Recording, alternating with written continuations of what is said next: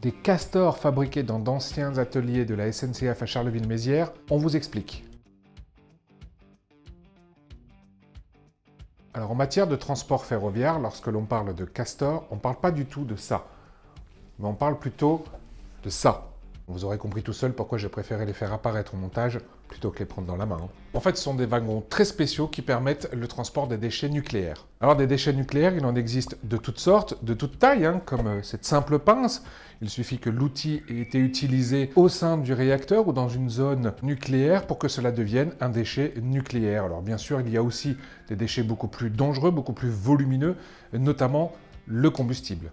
Et pour transporter tout ce petit monde des centrales nucléaires vers les sites de retraitement ou le futur site d'enfouissement de Bure, c'est une entreprise de la région, de Vendeuvre exactement, qui s'est spécialisée dans la fabrication de ces fameux castors. Alors elle ne fabrique pas que des castors, elle s'est également spécialisée dans la fabrication de wagons qui permettent de transporter les pièces immenses dont a besoin l'industrie du nucléaire. À la tête de cette entreprise auboise, un patron, Fabrice Deveau, qui s'est passionné pour le transport ferroviaire. Et il s'avère que l'ancien site SNCF des Rotondes de Charleville correspond exactement aux besoins de son entreprise, puisque évidemment, c'est immense, ça permet de stocker des wagons, et puis surtout, ça a un accès direct ou presque aux voies de chemin de fer. Alors attention, on parle bien de fabrication de wagons et pas de transport de déchets nucléaires.